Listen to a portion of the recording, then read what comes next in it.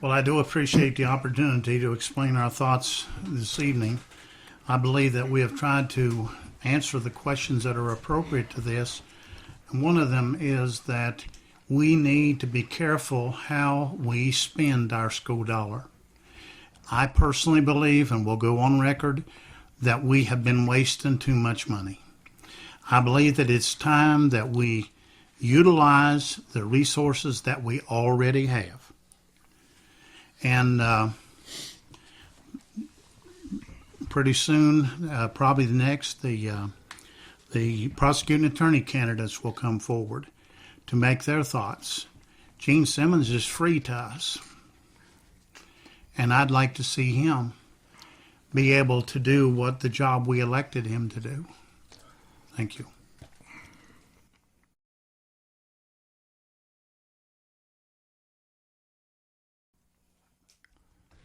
Yes, sir. Listen, we I don't care what business you're going to be in, whether it's education business or home business. You always going to have problems. Money's always going to be an issue. Your roofs are always going to leak and need patched. Your car's always going to need fixed. These things are always going to be prevalent in our lives, any part of life. Here's what we have in Pocahontas County. We have about 1,000 kids, maybe a little more than 1,000, and we have 7 candidates for 2 Board of Education offices. There should be about 1,000 candidates for Board of Education office in here tonight wanting this job, try to improve our school system. That's the problem that's the problem we have, is we have a lack of public interest, except for money, with our children, with our school system. We need to get families engaged. We need to get moms and dads engaged and going to school and talking and finding some little space every day where they can improve, where their kid can improve their grades, their behavior, some little victory every day. Our parents need to seek out some little victory every day. We are always going to have problems with money. It's just no matter. If we were all millionaires, we'd still have problems with money in our school system. I really think that we have a great situation here. We have 5 schools with 1,000 kids in them, and that's roughly 200 kids per school. Out in other parts of the world, that's considered a private school. We have some of the best instructors and professional staff and support staff on the planet, and are catering to us. It doesn't get in, and we don't have any problems. There was in Michigan here last weekend where they had a shooting at a high school prom. We did not have that, thank goodness. I want to encourage our kids to be the best. And I tell you what, I want to put Mr. Simmons and Mr. Martin out there out of business. Time, sir. Yes. Yeah. Well, thank you.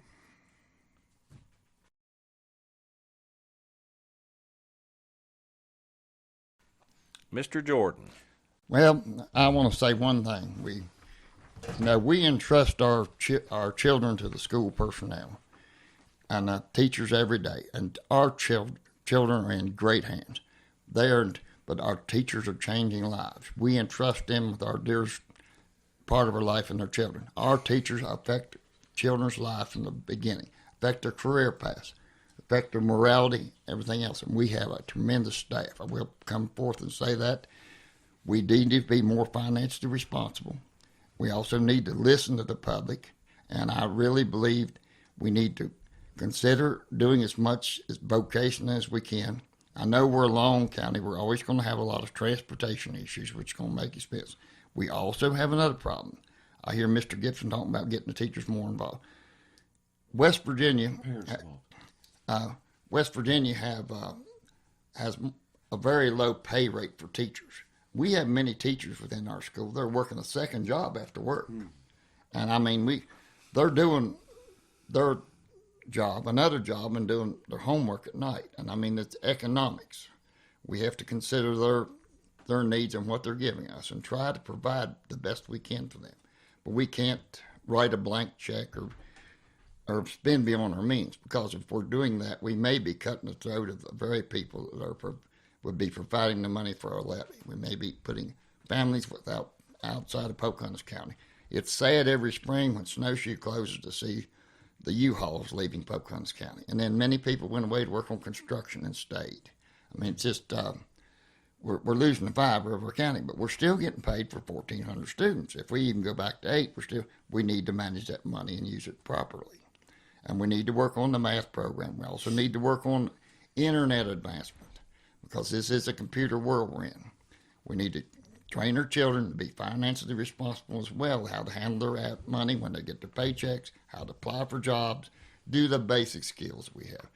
And there's several students in forestry and carpentry class up here too. We need to, those students, we need to keep as many of them around here to help build our county up and keep it in the high standing it is within that area in the state, because people really respect our forestry teams, and we have many carpentry opportunities within Pocahontas County. So I think there's just a lot of things we need to work with, and sometimes there's not the time of the day for our teachers or parents to do, but we need to do as much as we can. Thank you.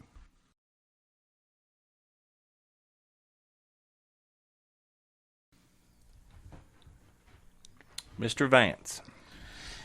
If elected to the Board of Education, I promise you that I will work for what's right in the county and follow the state law. I can't go into the school systems and tell their teachers how to do their jobs.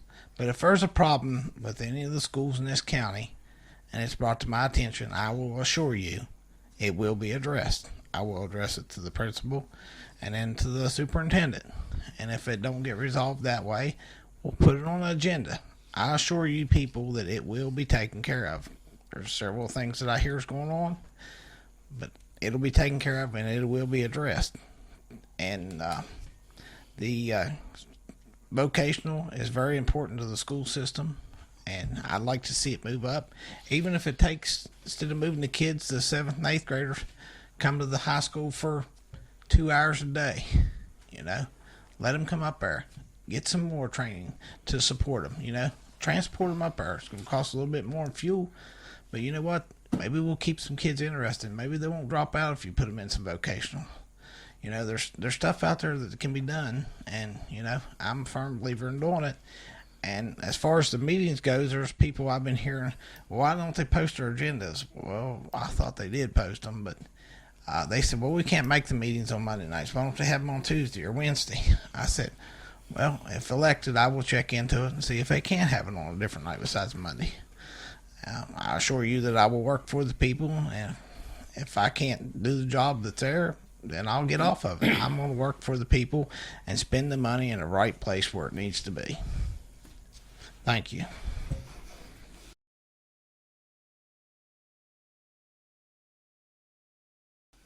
Mr. Walker. I'd like to take the opportunity, obviously, to as a rebuttal to some of the things that have been said. First thing, the Slavens property, it certainly is ours. Two things why I would not be interested in selling that property. Number one is if we sell it, I would certainly like to think it's worth more 20 years from now than it is today, and that money would be gone before long. We'd put a sprinkler system in, and there that would be. Also, I think as sitting on the Board of Education, whether now or in the future, you have a responsibility to the people, and I understand. Once we sell the property in Green Bank, at that point, whoever buys it can do whatever they want. And I know there's a lot of controversy up there about that property. And so with that being said, I would have to support the fact that we just keep that property. And hopefully, if we don't do something with our current buildings, I'm assuring you that we'll need to build new ones. And it would be nice to have a piece of property to do that without having to go buy it. So we can consider the savings in that. As far as abandoning the VOTEC situation, that certainly isn't the case. We had it set up last year. We had the class set up for a nursing teacher. We simply couldn't find a teacher, someone to teach that class. The same thing basically happened with the electricity class. We simply run out of people that will be willing to do it. Under the circumstances, we get slammed for giving people supplements. However, if we go with the state funding or the state wages, what we can pay one of those teachers, we can't compete with the local market. So in that case, there comes a time to fish or cut bait.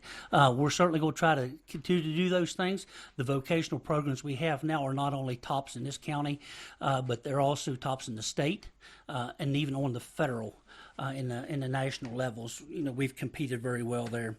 One thing that was mentioned that I will have to go along with as far as the guidance counselor, I don't know. I don't know that wouldn't be money well spent. Certainly, in order to do that, though, there's a lot of things that I think once you sit in that seat, you realize there's certain things that you can and you can't do, regardless of what you want to do. So with that being said, you kind of got to do the best you can with what you've got to work with. And I think the one last thing I would touch on is from the top to the bottom within the system, and that can start with me. I think there's got to be an element of accountability. I think there's got to be an absolute evaluation system put to identify, not only to identify shortcomings, but hopefully to take those evaluations and point out shortcomings and help develop all of us in the whole system to make us better at what we do.